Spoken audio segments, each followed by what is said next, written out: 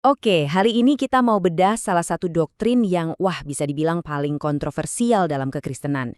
Ini menyangkut pertanyaan yang sangat mendasar tentang iman. Kita mulai dari pertanyaan intinya ya. Pertanyaan yang udah jadi perdebatan selama berabad-abad. Sebenarnya untuk siapa sih Kristus mati? Kalau kita tanya ke kebanyakan orang Kristen, kemungkinan besar jawabannya ya ini. Kristus mati untuk semua orang di seluruh dunia. Titik. Eits, tapi tunggu dulu.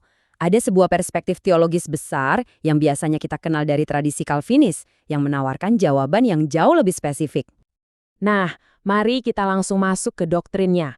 Namanya penebusan terbatas. Walaupun ya ada juga yang lebih suka menyebutnya penebusan yang pasti. Kenapa?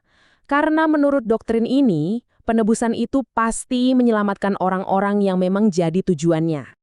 Jadi intinya begini, doktrin ini yang sering dikaitkan dengan teolog John Calvin mengajarkan kalau tujuan kematian Kristus itu spesifik, bukan buat semua orang secara umum, tapi untuk sekelompok orang tertentu yang disebut kaum pilihan. Ada satu kalimat populer yang merangkum ide ini dengan baik banget. Penebusan itu cukup untuk semua, tapi efektif hanya untuk kaum pilihan. Maksudnya, nilai pengorbanan Kristus itu nggak terbatas, cukup untuk menyelamatkan seluruh dunia. Tapi, kuasa penyelamatannya itu hanya diaplikasikan ke kelompok tertentu saja.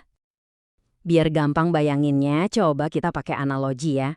Anggap aja ada seorang ayah. Dia kerja keras buat siapa? Ya buat nafkahin anak-anaknya kan? Itu tujuan utamanya.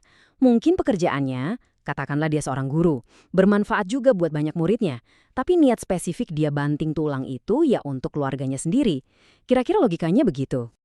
Terus, dari mana sih para penganut doktrin ini dapat idenya? Mereka nggak asal ngomong loh. Mereka menunjuk langsung ke Alkitab. Yuk, kita lihat beberapa ayat yang sering mereka pakai. Para pendukung pandangan ini berargumen, kalau kita perhatikan baik-baik, Perjanjian Baru sering banget pakai bahasa yang spesifik ketika bicara soal untuk siapa Kristus mati. Ada semacam batasan dalam istilah-istilah yang dipakai. Contohnya nih, di Injil Matius, di situ tertulis Kristus datang untuk menyelamatkan umatnya, bukan semua umat manusia. Ada kekhususan di sana. Di Injil Yohanes juga sama, Yesus sendiri bilang dengan sangat jelas, "Aku memberikan nyawaku bagi domba-dombaku, bukan domba-domba lain." Begitu pula di Kisah Para Rasul, kita lihat ada hubungan langsung antara darah Kristus dengan pembelian jemaat Allah, spesifik untuk jemaat. Rasul Paulus juga menekankan hal yang mirip di suratnya untuk jemaat di Efesus. Pengorbanan Kristus itu dihubungkan secara khusus dengan jemaat. Oke, saya tahu apa yang mungkin Anda pikirkan sekarang. Tunggu dulu, bukannya di Alkitab banyak ayat yang pakai kata semua. Itu kan artinya buat semua orang tanpa terkecuali. Nah, pertanyaan bagus. Yuk kita bedah soal ini. Ayat ini di 2 Korintus sering jadi pegangan utama bagi mereka yang percaya kalau kematian Kristus itu ya untuk setiap orang. Jelas sekali kata-katanya, semua orang. Nah, bagi para penganut penebusan terbatas, kuncinya ada di sini. Bagaimana kita menafsirkan kata semua? Apakah artinya selalu harfiah setiap individu di planet ini? Jadi, perdebatannya berpusat di sini. Apakah semua itu berarti setiap orang tanpa kecuali sama sekali? Atau apakah semua itu berarti semua jenis orang dari kaum pilihan?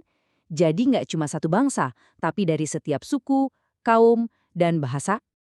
Mereka berargumen begini, kalau Kristus mati untuk semua orang tanpa kecuali, dan kematiannya itu efektif, logikanya semua orang pasti selamat dong. Nah, ini akan mengarah ke universalisme, sebuah keyakinan yang kayaknya bertentangan dengan banyak bagian lain dari Alkitab yang bicara soal penghakiman dan pentingnya iman. Oke, mari kita mundur sedikit biar gambaran besarnya kelihatan jelas.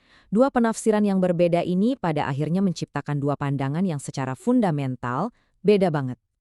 Intinya, perbedaannya ada di satu kata kunci, mungkin versus pasti. Pandangan umum bilang kematian Kristus membuat keselamatan jadi mungkin untuk semua orang. Tapi doktrin ini bilang kematian Kristus itu pasti menjamin keselamatan, tapi yaitu hanya untuk kelompok tertentu yang sudah dipilih. Jadi, jelas ya, ini bukan cuma sekedar debat teologis yang rumit. Cara kita menjawab pertanyaan untuk siapa Kristus mati, itu ternyata bisa membentuk seluruh cara pandang kita soal Tuhan, keselamatan, sampai ke hakikat iman itu sendiri. Nah, ini yang menarik untuk kita renungkan bersama. Bagaimana doktrin ini, entah kita setuju atau tidak, pada akhirnya membentuk pemahaman iman kita masing-masing.